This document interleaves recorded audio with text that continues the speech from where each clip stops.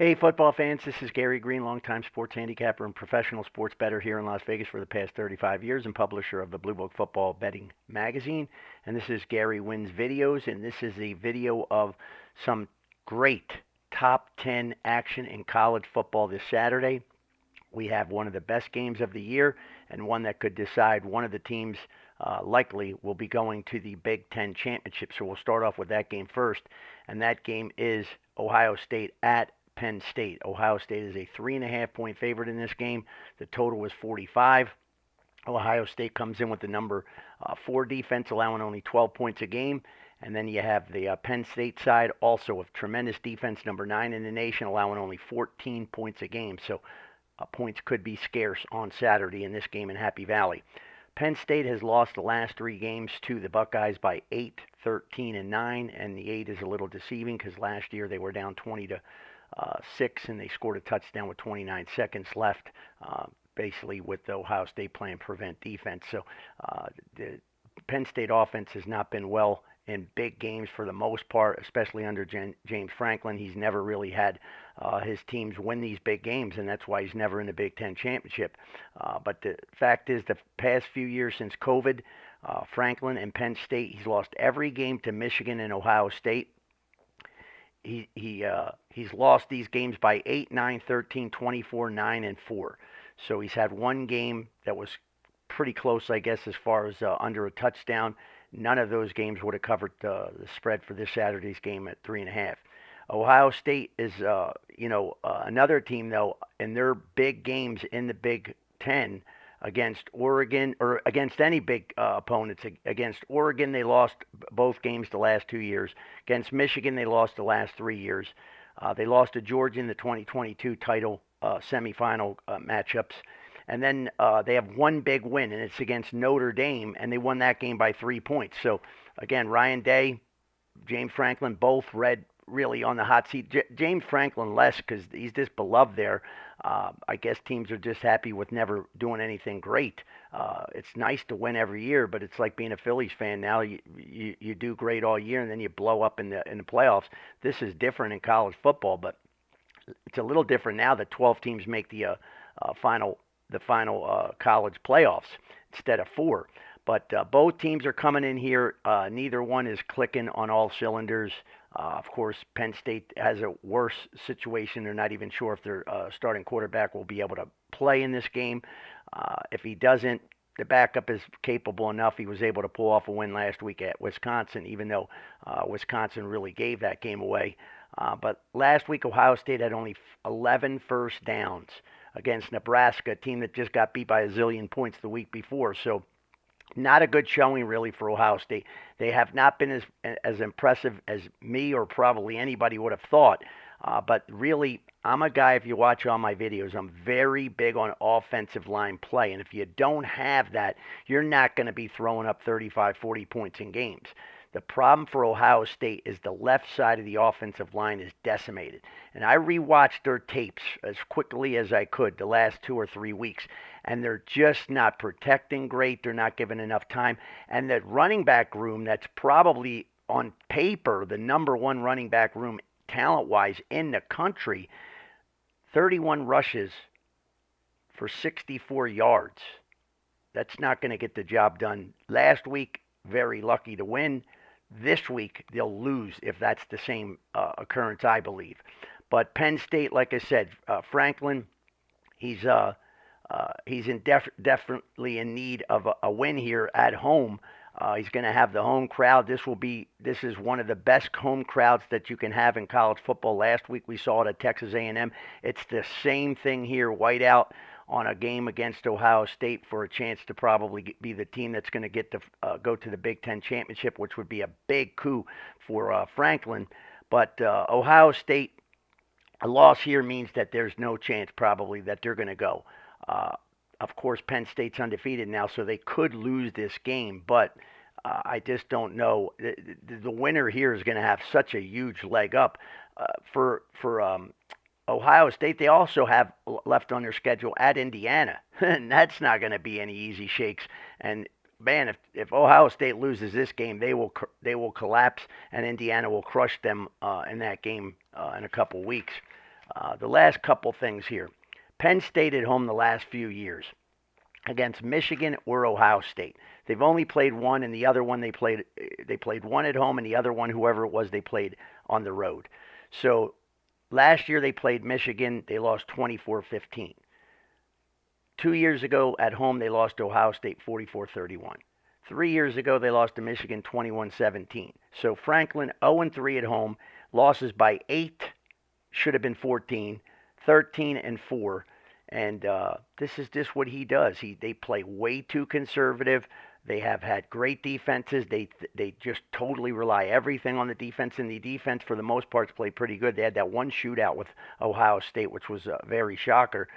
But that was when both teams really had loaded offenses, and they were gonna score that year. Very difficult game to handicap. For me, I think it's going to be a game that's going to be very close. I would be a little surprised if the game went over the 45 total the way both teams are playing. And when, again, you're Ohio State on paper, you have the weapons, but if your offensive line can't protect and can't open holes for the running backs against the Penn State defense at home with a crowd like that being so loud, it will be difficult for them to really just sustain long drives. And these coaches know what the hell's going on. They play more conservative. They make sure to get the punts out there to pin the other team back and force them to go the whole way. So I think this is more of a conservative called game due to the fact that neither team is coming and clicking on the offensive side of the ball, and Penn State might not even have their starting quarterback. Next big top 10 matchup is number 1 Georgia, and they went back into the driver's seat now after the big win a couple weeks ago against Texas, and they're a 16-point favorite against Florida. This game is on a neutral field in Jacksonville, Florida, the world's largest cocktail party. ABC 12:30. In fact, the other game's at 9 o'clock on Fox. So we get right off ready to rock and roll. It's going to be a fantastic game. I live for those type of games. You don't have to have bets on them all, but it's not like I need to. I would have liked to see this game in week 3. I could have learned a lot more about these two teams, but things happen, injuries happen, and that hurts. You wish both teams came in fully loaded with all their arsenals. Then we would really get a great read, especially with 3-4 weeks still to go, and then the playoffs, and they're going to be a lot longer. There's going to be a lot of extra games this year for teams to be able to play because of the Final 12.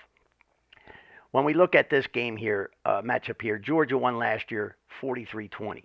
2 years ago, they won 42-20, so almost identical scores. The Florida head coach, as an underdog, though, Napier, he's 23-12-1 against the spread. And one thing he has in his favor, the team's played a little better the last couple weeks. He's really on the hot seat, no doubt about it. He's probably going to be gone.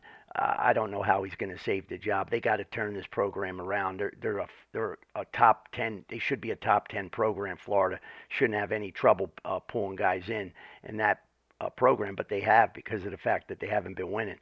But for Georgia, the shocking thing is that even with the win against Texas on the road, the last 5 games of the year that they've been the favorite, they're 0-5 against the spread. So, that's very not normal. Top 10 teams usually at worst finish the year at a 50% clip hitting against the spread, so you wouldn't get damaged up either way. But most of the time, they're closer to a 9-3 against the spread just because they just completely overwhelm 3 or 4 of the teams, and then they cover against the other teams that are decent when the line's lower. And Georgia's won a lot of games the last 2 years. But this year, the Georgia team basically has played 3 elite quarterbacks. Okay, they've played Milroe from Alabama, Clemson's Klubnik, and Texas's Ewers. And they've stifled all 3 of them. So they're not getting a top quarterback now because the quarterback for Florida is a freshman, Lagway. And basically, the good news for Florida is they have scored some points of late, 41, 31, 41, and 30.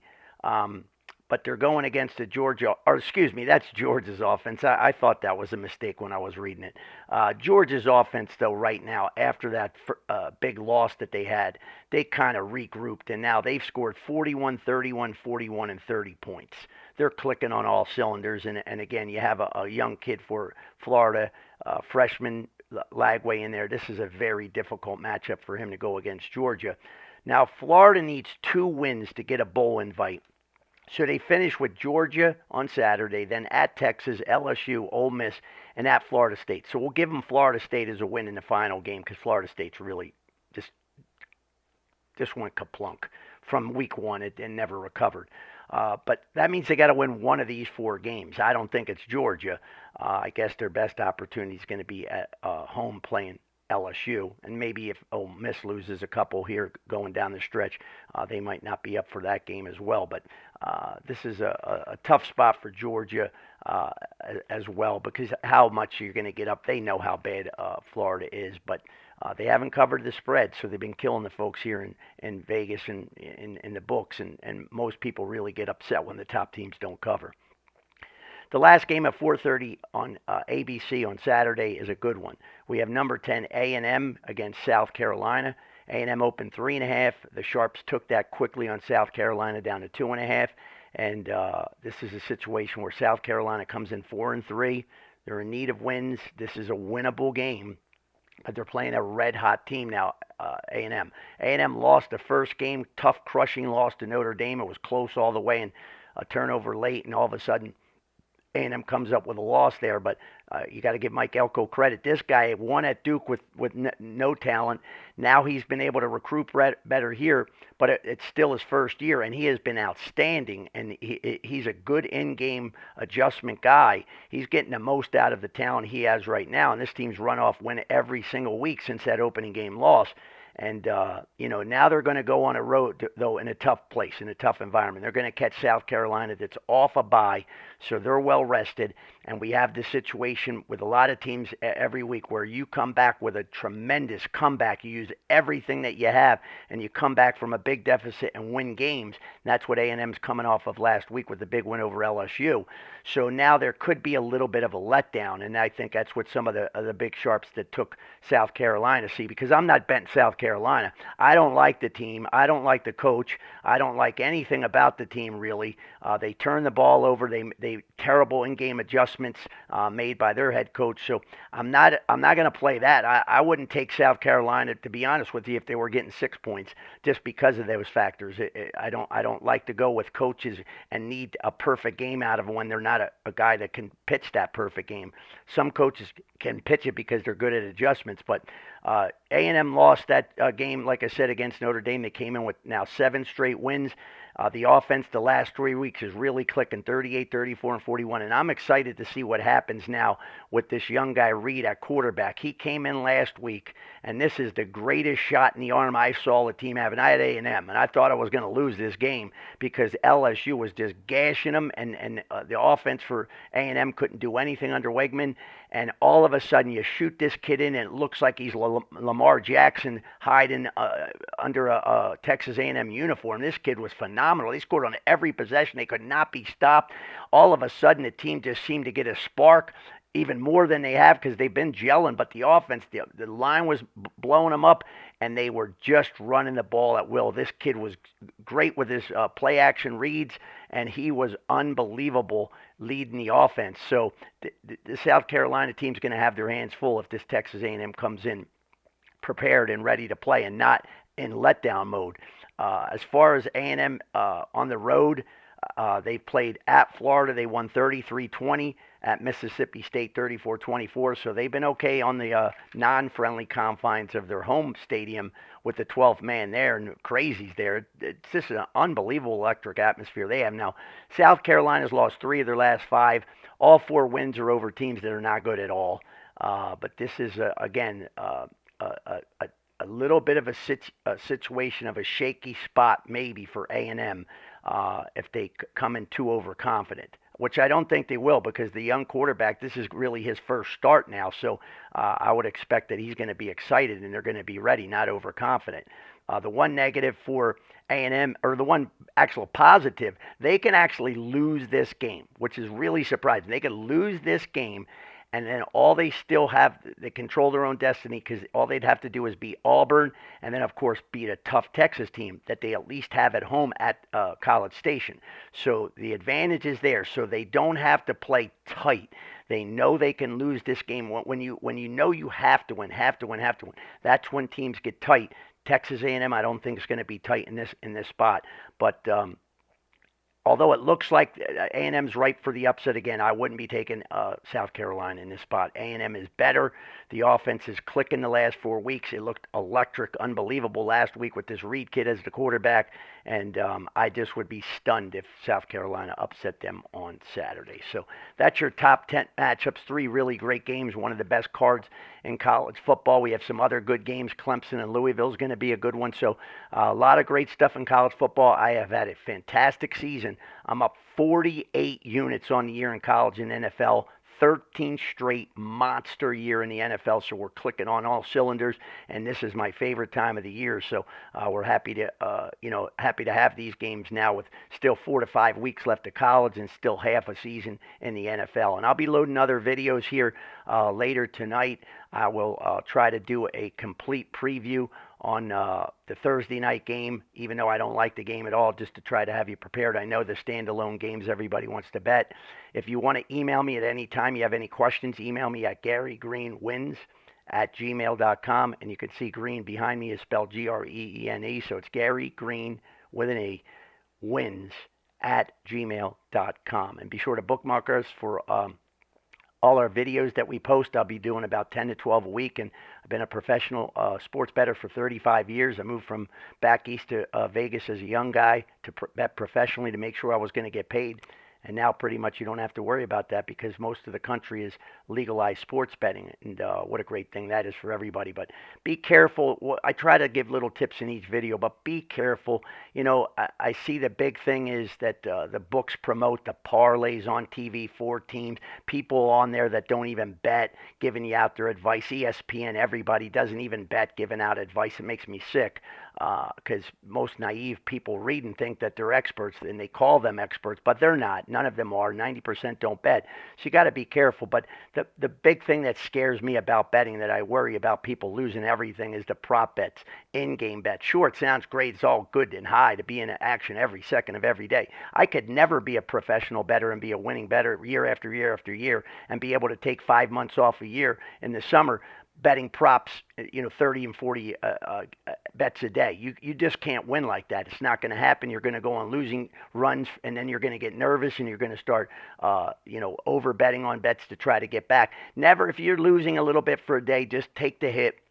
Move on to a new day. Don't try to get it all back. I did shows at the Stardust Casino in Vegas for many years, decades, and did my own show right before it, and then did that, or vice versa, Friday and Saturday night. So I was on the air for 5 straight hours. And when I would be in that book on Saturday night, and Hawaii was the last game left, and it would be coming on at 8 o'clock, 9 o'clock at night on Saturday night if they were at home, and everybody would come up that had a bad day, and they'd say, "Hey, Gary, who do you like in this game? I need to I got to get everything back on this game because I can't go home to my wife and tell her that I lost her, everything." And I'd say, "This isn't a good game, though. I'll give you my favorite game tomorrow. I'm going to give it on the air in an hour, but I'll give you my top NFL play that I really like." And they said, "No, I got to have the game tonight. I got to bet this game. I'm a $100 bettor. I'm in for 800. I got to bet 800 on a game. Just give me the side." Well, it doesn't work that way. And people have said this to me my whole career. Thursday game I pass, Monday game I pass, and they say, "Well, you're the handicapper. Handicap and pick the winner."